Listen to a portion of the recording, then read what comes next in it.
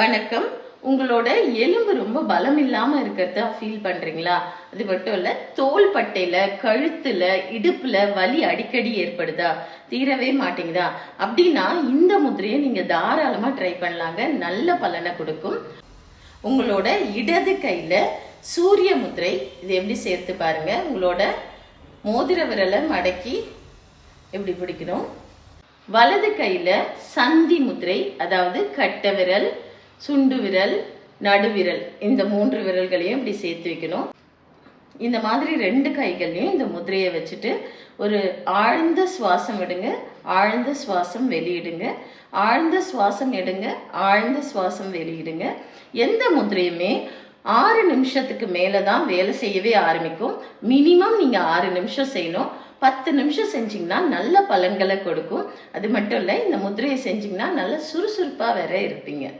வாழ்க வளமுடன்.